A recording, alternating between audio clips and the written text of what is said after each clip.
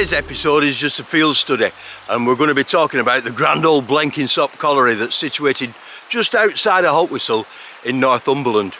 Like I say, it's just a field study as a prelude to doing a proper history. We've got bags of stuff, historical stuff, to do a decent history, but we're looking for some more information as well. I know David Wardle said he was going to help us, and I know some of you people that will be watching this will have worked at Blenkinsopp, and perhaps you can give us some information on the more modern colliery. But Blenky goes back a long way, and the first records, as I've said, that I've got is 1771, and it goes previous to that, a long time previous to that. Now, Blenkinsopp didn't work all the time, if you know what I mean. It was laid in, closed for certain times, and had different locations. And what we're going to be looking at today, even for some of the lads that worked at Blenky, they mightn't be as familiar to it. So you're going to learn, you're going to see parts of Blenkinsopp that perhaps you didn't know existed before. But I do apologise for some of the quality of the video. As per usual, I forget certain things when I take them out. So a lot of this video is done on the mobile phone. And I know a lot of people say that the phones these days you can do fantastic videos on. Yeah, they're good, but they're nowhere near as good as a proper video camera. And stood outside there as I was up on the hills, it sometimes struggles to cope with the light, the changes in light and the contrast, so there's a bit of flicker. I apologise for that, but please just look at the content rather than the video quality in this particular instance, and we will be coming back and doing a proper job. So we're going to have a look into the history of the pit to a certain extent, show you around the different areas, and quite a bit of background history, and I'll look a little bit deeper. So I do really hope you enjoy this, because Blenkinsopp is an important colliery in not just the history of Northumberland, but also in the British Isles. I mean, it's just a small provincial pit on the outskirts of the kingdom, if you know what I mean, up in Haltwhistle, there near the Roman wall. And it goes way back, as I said, Blenkinsopp, the name, the De Blenkensopps. As far as I know, they came across with Billy in 1066 or not long after, and were granted lands up there in the Roman wall, the debatable lands, to keep the Sassenachs out. So that's where the history of the name kind of comes from. But when we come into more of our modern period, and the Alan Wardle taking it over and running it for so long, and then Budge buying it. Now RJB, Richard Budge, it was the first pit that he bought before he took over what used to be UK Coal. And as far as I know, it was the first private colliery before denationalisation to employ proper power loading underground, when they introduced shearer faces, 100-yard retreat shearer faces. Now, as far as I know, Blenkinsopp was the first privately owned mine in this country to do that. And it closed, was it 2001? Thereabouts. So it had a long lifespan, as I say. It opened, it closed, it opened and it closed. Anyway, I hope you enjoy this, and if you've anything to put in that you can give us information, please do. Where we are is the site of the Castle Drift that a lot of people will associate readily with Blenkinsopp Colliery. Many of you probably worked here. And the date stone's a little bit overgrown on the top there, 1842. But Blenkinsopp goes back a long way. The first official sort of report I've got is 1771, into the sinking of the Deep Pit, or the old John Pit, which is right up on the hills, which shows how far it was in 1771. So it dates back a long way. And I know many will say, yeah, it was the monks, but maybe it wasn't. I know Nick Broomhead's looked into this quite a lot, and who was actually at Lanarkos Priory, and the people there weren't really the sort that were going to get their hands dirty, but they possibly had a part to play. So we're going to have a look round, find little bits of it as a taster for you, as I said, and some of this stuff may be new to some of you, and it might stimulate some more information. But anyway, the 1842 drift goes right back to when the Blenkinsopp company had it, and I think it's Crowhall and Wilson. They certainly had it later when they went bankrupt and relinquished the lease in 1860. But I really got interested in the place because of Lord Carlisle and then James Thompson. The Carlisles leased Blenkinsopp Colliery in 1814 for a period of 21 years. And a lot of the stuff we're going to look at today is part and parcel of where they were working. Now, where the original drift was a water level down near the Tipholt, which is probably now totally obliterated with the railway line and the new road. But many of you that worked at Blenkinsopp perhaps remember when you went down the drift, maybe it's 100 yards or so, you could see an old road coming across. Well, that was driven by Lord Carlisle when James Thompson was the manager in the 1820s, and that was his main horse road. But before that, they were working up on the hill from a drift. I haven't got a clue, it's totally obliterated now. It's down at the front near where the college was. But we'll have a bit of a route round and see what we can find.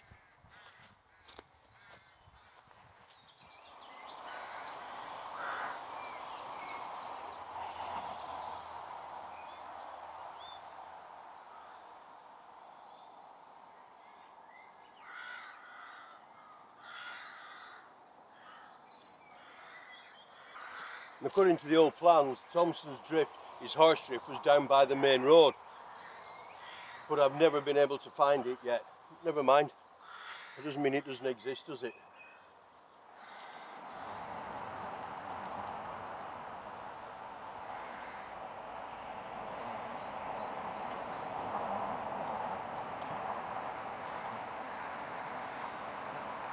Now this gully looks quite promising. It seems to be running in the right direction. But it could just be a load of stuff that's been heaped up. I don't know. Anyway, Thompson's Drift down here, this horse level, was driven in the early 1820s. The pit was drained by a series of water levels that came out in the River Tipholt down there.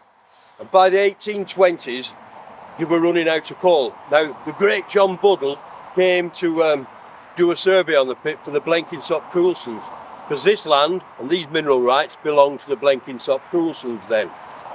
And what Wardle sort of came up with was that the old water level, well actually the old water level was situated further east. The water level they were then using, called the Folly Pit Mothergate, had crept up from being truly water level, which meant that the shafts that Thompson was working, he wasn't working this drift then, he was working through shafts we're going to have a look at up on the top there. But they'd hit a major fault, the upper Denton fault, and they were running out of coal. And Wardle said because the water level hadn't been kept up level, it had crept up to the rise, a lot of coal had been sterilised down to the dip. So Thompson then was left, as Lord Carlisle's manager, in a bit of a quandary what to do, whether to develop, how much money to spend to develop the pit again, because they only by that time had about 10-12 years left on the lease. So this, following Wardle's advice, this drift was driven as a horse drift and also as a new water level. And they brought the coal out of here with horses on bogies. They'd be carvers, wouldn't they, I suppose. So, but we have a good explanation of what was going on in here. And this was then the pit top. And Thompson was eager to keep hold of the pit to renew the lease for Lord Carlisle because of the coming railway. He knew it was going to be valuable. But sadly, they didn't get the lease again, and the new Blenkinsopp company took over, which I think was possibly Crowhall and Wilson. But the way that the Thompsons left it meant that the new company had to spend a lot of money on development, and they sunk the Smallburn number 1 shaft, Blenkinsopp number 1 shaft, the quarry pit, of which there is a painting. People think that painting's Blenkinsopp number 1. It isn't. It's a quarry pit. And they also drove the Castle Drift in 1842. But by 1860, they were bankrupt. They were well on the way to bankruptcy by 1854 as well. Anyway, we'll go have a walk up the old bridleway onto the top. We'll show you some of these old shafts. Now we've come up the Pennine Way, where it meets the old road, the old pit road and the old lime kiln road. So this is dead easy to find. See that tree behind me? The road down to the A69's here, the Pennine Way. And we're near the old tile sheds, and Heb's super duper GPS pinpointed the tile sheds here. Now if you wander over to that tree, there's an old shaft there, and you can have an idea where the old wind gin was there, the horse gin was and everything. Now I don't know anything about the history of that shaft. It's possibly before James Thompson and Lord Carlisle came up here. There's a line, according to John Wardle when he did his survey in 1821, bearing in mind there'll be a lot more visible in 1821, he said there was a line of old pits right down the fell that you could see that traced the line of the Folly Pit Mothergate. Now a lot of them will have grown over today, so this probably predates, as I said, 1814. We're going to have a wander up to where Thompson was, which is going towards Gap Shields. But first of all, behind the tree, I don't know if you can pick it out, but right above the shaft there is a radio mast. And it's 30 years since I've been there, but that is where the old John pit was, or the deep pit, which we have records going back to 1771. So we'll have a horse over there and see if we can see that. But we'll have a look at this shaft first. This is where the shaft was, obviously it's all collapsed in now. It looks like where I'm stood is a solid area where possibly the coal was landed. And on the other side of the shaft, I say possibly, is where they had the horse gin. It's hard to 100% work out. The horse gin could have been there even. But anyway, this is one of the old shafts just next to the tree. But like I say, there's not much to see now, is there? Who needs the drone up to see it properly? This is probably where the gin was. We've got the main road coming across here, and the tile sheds are just on the other side, did you say, Ian? Yeah. So there should be a shaft in this field here then, the new shaft in this field.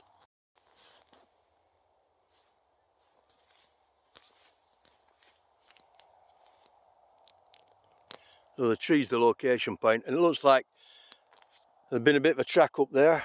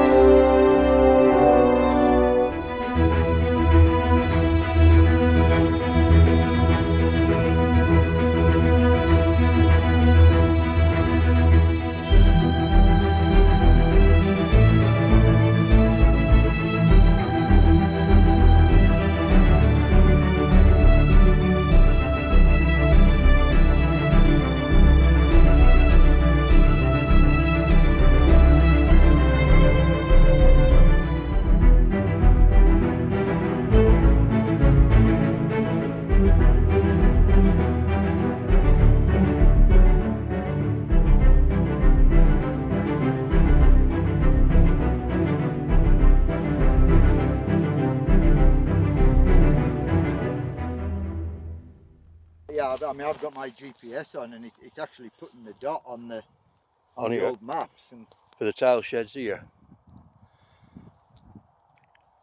There's a bit of a track running in that field there, so is that what's known as the new shaft, and that was 14 fathoms. And the rest of the tile sheds were just further up here, are they? from there, right? Yeah. I think the old shaft's more this way. Yeah. You can see there's been a possible track leading away, but that down there is where the tile sheds were, and that's where they made terracotta. Well, I say terracotta, probably not terracotta. They made tiles and earthenware pipes, and there's quite a few remains. You know, you can see very clearly where it was, although it looks like the field in front where perhaps the clay works was being excavated. Anyway, we'll try and find where the John pit was and have a wander across and look at that. You can see where we've come from, the tree in the background there, and we're now near the radio mast. And it's working theories. We've got a lot more work to do on this. Where we are now, I'm sure this is one of the old shafts, although it doesn't look as defined as it did 30 years ago. Now, the report from 1771 talks about the deep pit, which was also known as the old John pit, which was then in 1771 the working shaft, and it said it was about just over 700 yards away from the castle. Well, this is well over 700 yards away from the castle, so perhaps it's further that way. But then again, maybe this could be it. And he says that it's 52 fathoms deep, which makes it 312 feet thereabouts. A fathom is 6 foot, and it's thereabouts worked out. And he said that the water level hadn't been kept up, and the old plan does show an old water level. So he set out a new shaft to be sunk 400 and odd yards to the rise. Now, are we 400 and odd yards from that tree? Or are we a lot further? I don't know. So is this the deep pit? And that is the new one that was set out, that was only going to be 40 fathoms deep. But one good thing is it gives us a total costing of everything, the pumps, the gin. He talks about the water level not being kept up truly water level. So we do have a bit of an insight into 1771. And he says that the earliest workings are a lot earlier workings are to the north and northeast of the castle, which is going out towards Rytree, really, isn't it? But here we're at a point 700 yard at least southeast of the castle. So you can see how long this pit has been working at the time. So as I say, we're right next to the radio mast, and we need to do a little bit more field work and dissect these old reports before we can say yes, this is definitely. But we might always be on working theories. Mightn't we, Morgan?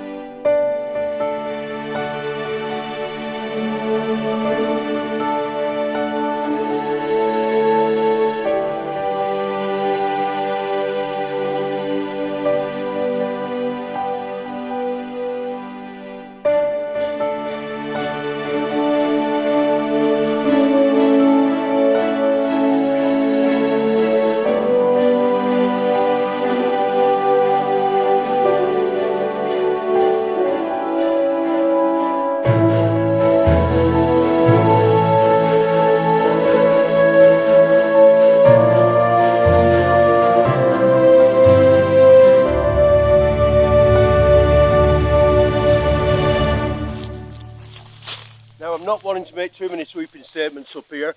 I'm 95% sure of some stuff, but I think this is where Alan Wardle, the Wardle connection with Blenkinsopp Colliery started, and he put a drift in here, and I'm sure I've seen a photograph taken here of the tram road going across the bridge, and you can see the abutments on either side down towards the roadside. So I know that photograph's in existence, and if anybody can help us with it, I'd be really grateful. But when the drift was started, they were really taking coal that was the old Blenkinsopp, if you know what I mean, that we've just talked about, where Thompson was.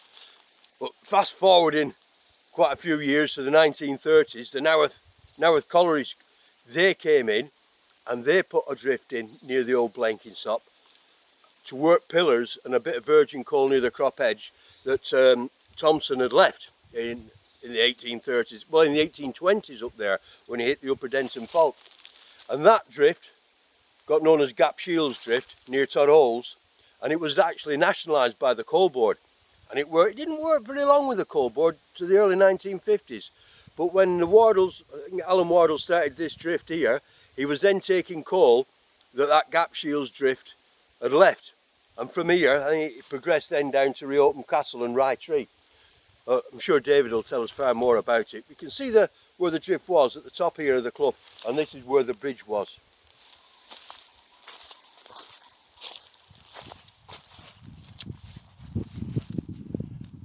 So this is roughly where Alan's drift was, or it's a fall not so far up the drift, and you can see where the radio mast is up the fell there, where I think perhaps the deep pit was. But I've got a bit of a plan we'll show you here, which I got off my old friend the late John Parker. And John, as you know, well maybe you don't know, wrote an awful lot of history about the Haltwhistle area. John had known a lot of these pits since he was a kid, throwing stones down the shaft at Plenmellow and things like that. But John worked here. John was a mechanic here, a fitter, well certainly at Castle and Rytree for many, many years, as was his son Johnny. And continuing the mining theme there with his son Johnny, Johnny's still working up at Ale as a mechanic there as well. So anyway, I'm sure David will tell us a lot more about this particular drift, but here's a bit of a codgy plan of it. Thompson as manager was working the pits up here, and this shaft here, there's at least 4 shafts that's named up here. There's the Gustavus, which I believe to be this shaft. There's Bella, which is the furthest to the south, nearest the fault. Then there was the new John pit, and then the new pit. And I can't find which was the John pit and the new pit. And also, I don't know if you can see them trees in the background over there, but there was a horse level there, a horse drift, because obviously they worked horses underground as well as on the surface on the gins, and they took the horses down that drift. Now, they rented the pit for £700 per year, and also included in that rent was a 54-acre farm, and this is the farmland. When we get up in the air, you'll see a boundary wall to the south. That is actually the Colliery Farm boundary wall, and to the west you can tell that boundary because the grass on the other side really is greener, and that is the start of the Gilsland Barony. So when Lord Carlisle was renting Blenkinsopp Coulson's Colliery, his lease stopped with that wall over there, and that was actually his land and his coal. Now these shafts here were a lot shallower than where we've just been. I think the Gustavus was around about 24 fathoms, and the Bella something similar, perhaps less.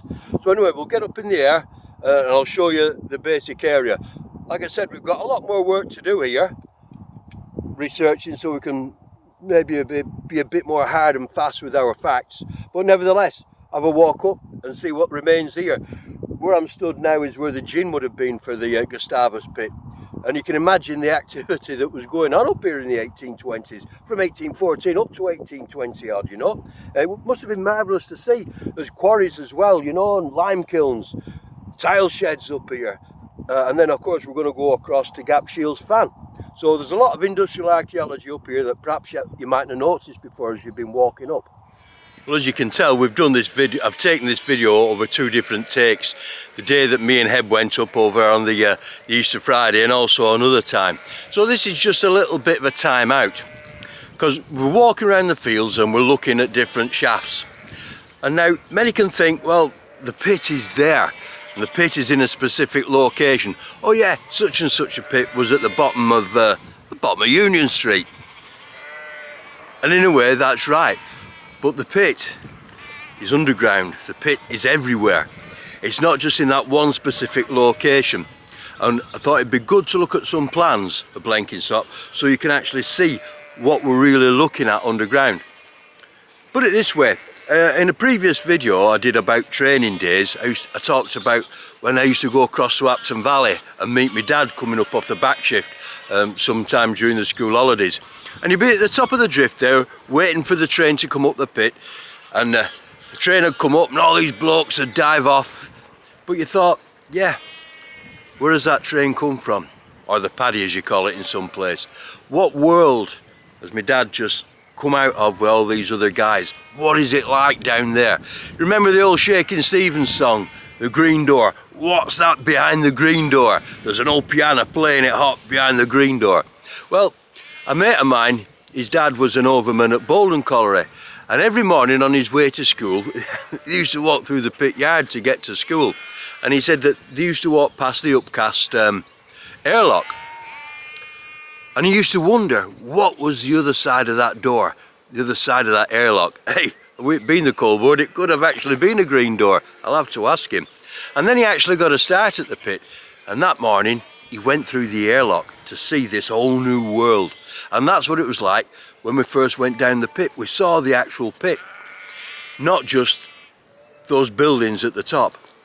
Now each pit is a living, breathing thing. Believe it or not, they all have their own atmosphere, their own feel to them.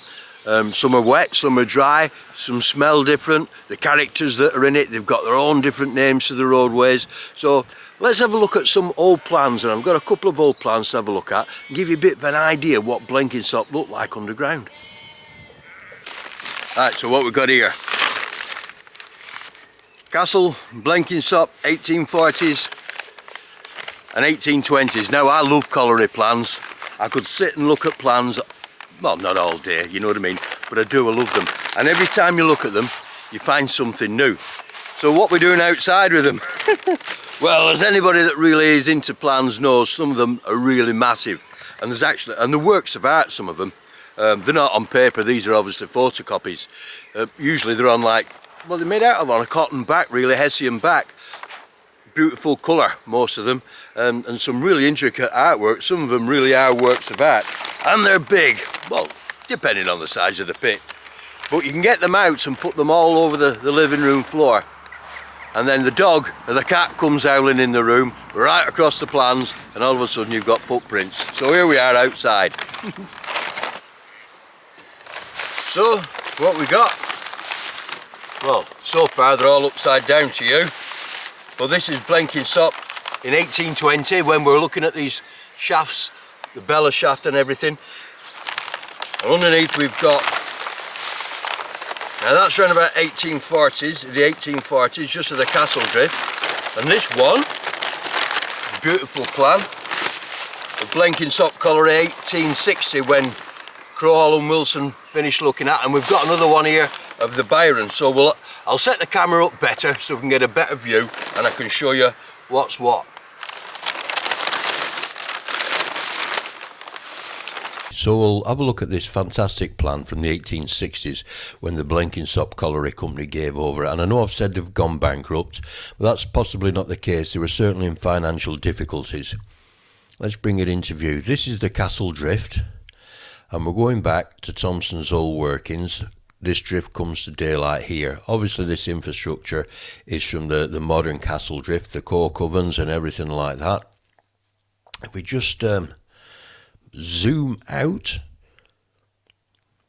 now this area bounded here is actually what Thompson came back through this drift. When we're looking at the Bella pit and all that, we're looking up here. This is a colliery boundary farm. They hit the Upper Denton fault up here, but obviously the new company has managed to get a few dip workings up by the side of Thompson's old workings. Now, after Buddle's visit, Thompson put his new horse road in here, and these are his workings. Obviously they're not shown because they're not part of this company, and you can see that's his old water level. And what Thompson did for Lord Carlisle when they came near the end of the lease, they brought the water level up and didn't drain the whole lot.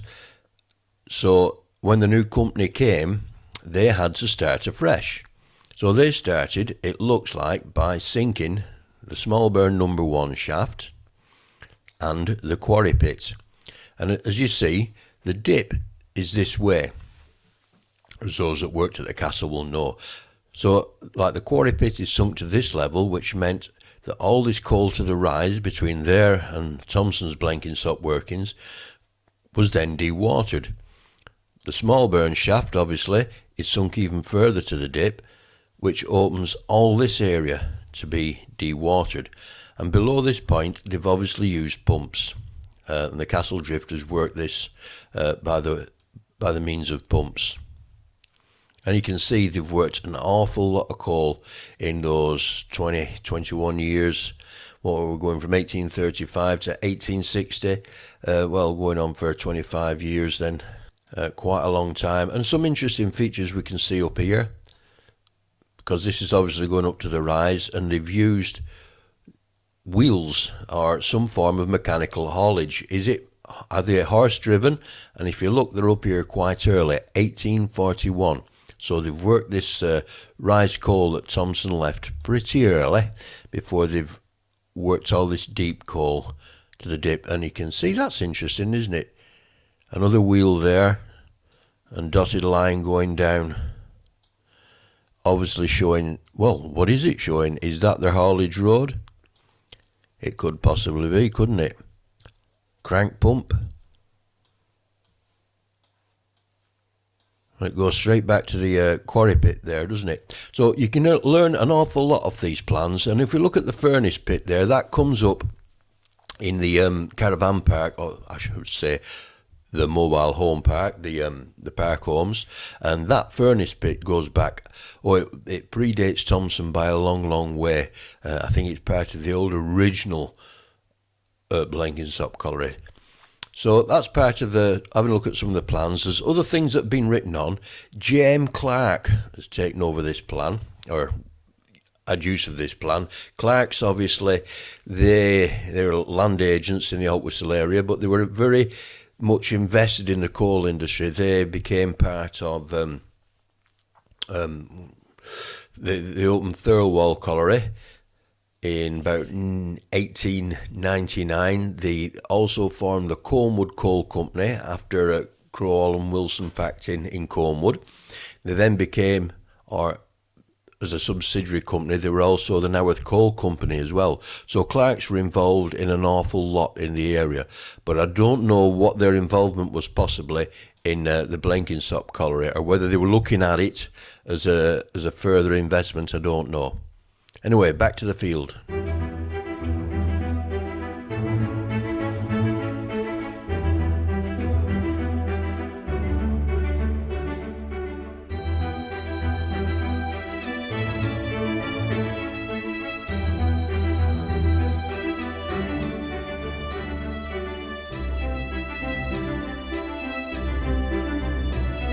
Re-examining everything, this then possibly could be the Gustavus, and that one near the tree is one of the old pits off the Folly Pit Mothergate, because like Ian said, this is far more developed.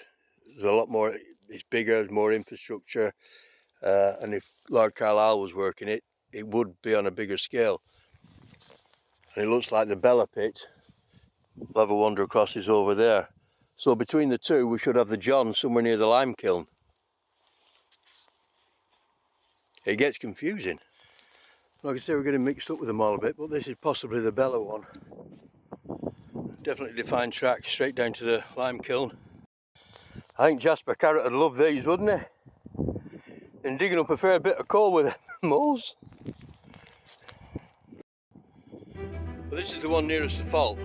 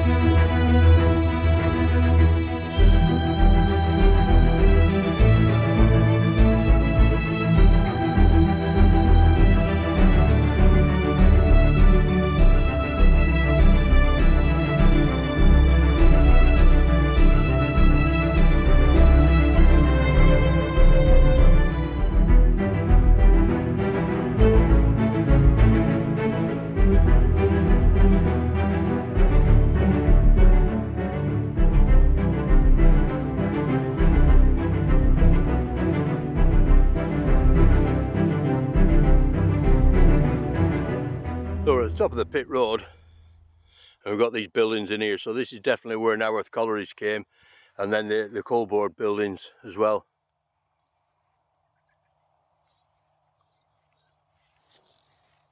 And if we're going to wander across, we're going to wander across there to the Byron fan. That later became Gap Shields Colliery with the McDonald's and them.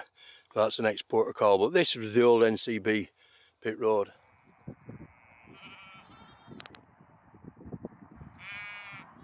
You can just see a tramway embankment in that field near where them sheep are. It looks to be.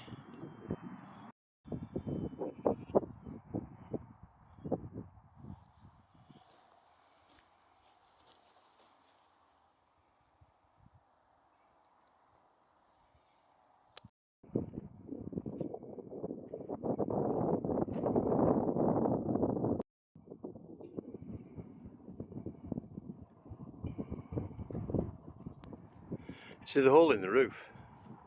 Oh, aye. I wonder if that's where the winding ropes come out. I'm not sure exactly if the shaft was on this bit.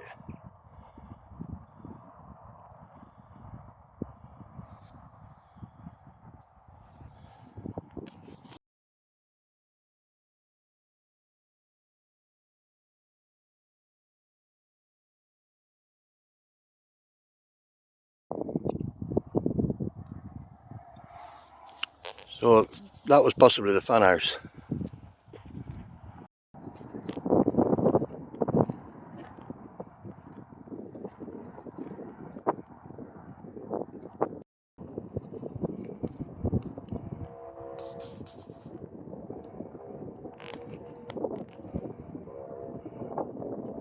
So this was reworked again. It was the Byron fan for Byron Colliery. They had a massive steam fan, and then they replaced the fan with the steam fan with an electric fan. They had a telephone up here as well, and this was about a mile in from the Byron Drift. But then it was reopened around about the First War and run as Gap Shields Colliery, and they then drew coal up this shaft.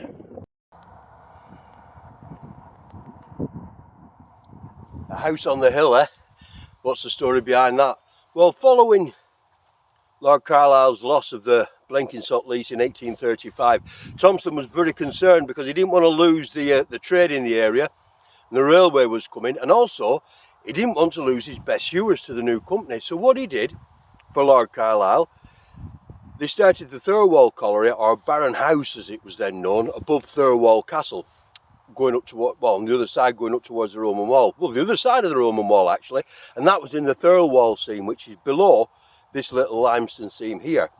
Now, as well as that, he opened up coal on Lord Carlisle's land on the Gilsland Barony around here on the outcrop, and it became known as Gap Shields. And it didn't produce a lot. I think around about the 1840s, the two pits between were only produced about 10,000 tonnes that year. And Thirlwall Baron House didn't last long. So Gap Shields was intermittent, but it was to keep on the best hewers so we didn't lose them, and he kept a foothold on trade. Now, when the Blenkinsopp company went bust, Lord Carlisle reapplied for, well, then James Thompson had taken over the lease of Lord Carlisle's colliery, so Thompson applied to get the lease, and in 1860 it was granted him. Now, to open up, he had to get to the other side of the Upper Denton fault that they'd hit in the 1820s, if you remember. So they opened up on two fronts. They started near Angerton, down a little to the west of the old Blenkinsopp Drift, and drove a drift there that became known as the Byron Colliery. And then they started near Tyndall Village, on the opposite side of the main road, and sunk Greenside, or Roachburn as we know, and the plan was to work all the coal between the two. But Roachburn only lasted for about 15 years till they hit the Wind Dyke, which is a large piece of whinstone that runs right through the geology of the area. There's many wind dykes, but a big one that runs through there, which is interesting later on. Now, Byron, to get to the other side of the Denton Fault, where the coal was, had to be driven in solid stone, and it was a mile long was the stone drift, all driven with hammers and jumper drills, basically like a big chisel that you hit, and it took them nearly 6 years to develop the pit. They went through very hard stone. Now, so what's the building behind me? That is the fan for Byron Colliery. There used to be another building at the side of it, and it was still there in the 1990s. A light blue, Peter. We've got a photograph we took earlier. Now, that shaft isn't as deep as you think. It was only about 30 yards deep. But believe it or not, in 1888 there was a telephone underground there, connected to the drift entrance at Byron. Now, when Byron Drift got through the fault, round about this shaft here, it then turned down to the full dip. And the full dip was between 1 in 7 and 1 in 10 going south. And it opened up a vast area there. And it ran for nearly 50 years, employing 2, sometimes nearly 300 men. And it ran until the time of the Roachburn disaster. Because Roachburn had reopened around about 1896, it had been sunk, new shaft had been sunk, and they'd sunk it a bit to the dip, and this time they'd got through the Wind Dyke, and Roachburn and Byron met up, and then the disaster came in 1908, which I'm sure most of you know about, where the Tarn broke in and flooded the workings. Well, that stopped Byron as well. But that wasn't the end of the story. In 1909, 2 local men, just a year after the disaster, applied to Lady Carlisle to reopen the shaft here, because not all Byron was flooded. There were quite a considerable amount of pillars that were above the water level, you see. But nothing came of that.